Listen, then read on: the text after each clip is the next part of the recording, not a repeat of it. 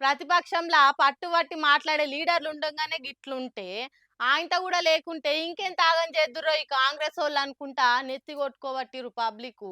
పలానా కాడ తిప్పలున్నాయంటే చాలు ఎంబడే ఆడ ఆలిపోయి లడాయి చేసే వరకల్లా అప్పుడు వెనకకు దగ్గబట్టింది సర్కారు.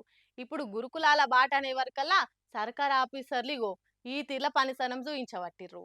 మంచిగా చెప్తే ఇనకుంటే పంచులతోని దంచి దంచి అయినా ఇనకుంటే ప్రతిపక్ష పార్టీలు రంగంలోకి దిగి రప్ప రప్ప ఆడుచుకుంటే తప్ప చలనం లేనట్టే చేస్తురుగా పవర్లున్న పాటోలు. గురుకులాల ముచ్చట్ల కూడా గంతే అవుతుంది. పురుగులన్నం తినుకుంటా పానాలకు పరిశాన్ వచ్చి పిల్లలు కింద మీద అవుతుండే వరకల్లా చూసి చూసి కోపానికి వచ్చి ఈ నెల 30 తారీఖుకెళ్లి 7 తారీఖు దాకా రాష్ట్రం అంతటా గురుకుల బాట ప్రోగ్రాం పెడుతున్నామని చెప్పారు కదా బీఆర్ఎస్ వాళ్ళు. గురుకులాలు, కేజీబీవీలు, మోడల్ స్కూళ్లు, రెసిడెన్షియల్ బళ్ళు, కాలేజీలు అన్నిటికాడికి పోయి బీఆర్ఎస్ ఎమ్మెల్యేలు, ఎమ్మెల్సీలు, పార్టీ సీనియర్ లీడర్లు, లేడీ లీడర్లు అందరు పోతారని చెప్పిర్రు. ఆర్ఎస్ ప్రవీణ్ కుమార్ ఆధ్వర్యంలో 5గురితోని గురుకుల అధ్యయన కమిటీ వేసి వాళ్ళు రాసిచ్చిన రిపోర్టును బట్టి అసెంబ్లీలో అవన్నీ మాట్లాడి లడాయి చేస్తామని చెప్పిర్రు కార్పాటోలు. దీంతోని వామ్మో కథేదో తేడా కొడుతుందిరో అనుకుంటా ఉరుకుల పరుగుల మీద గురుకులాలకు బయలుదేరిరు కలెక్టర్లు. ఏమేం తిప్పలున్నాయి, సౌలతులు ఏం సరిగ్గా లేవు అన్ని అడుచుకొని అవసరమైతే ఆన్నే రాత్రి కూడా వండుకొని మరి బీఆర్ఎస్ వాళ్ళకి దొరకకుండా పర్ఫెక్ట్ గా పని చేయబట్టిరట.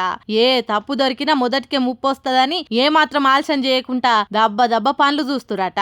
ఆయన అంటే అన్నారంటారు గాని ప్రతిపక్ష పార్టీలు డైరెక్ట్ గురుకులాల దాంకొచ్చే తిప్పలు తీర్చేటట్టు చేస్తామనే దాకా ఎందుకు ఆలస్యం చేసుడు? ఓ దానికొకటి నిచ్చే ఏదో తాన ఫుడ్ పాయిజన్ లై పిల్లలు జీవిడుస్తున్నా కూడా మారకుంటా మీదికెళ్లి బేకరీలల్లా బయట తిని పానం ఖరాబ్ చేసుకురని మాట్లాడితే ఏమనాలిగా అనుకుంటా గులుగబట్టిర్రు జనాలు కూడా. మరి గురుకుల బాట ఎఫెక్ట్ తోనన్నా పోరగాళ్ల పరిశాన్లు తప్పి యాలకింత పురుగులు లేని బువ్వ తిని నిమ్మలంగుంటే సాల్ తీయుండ్రి.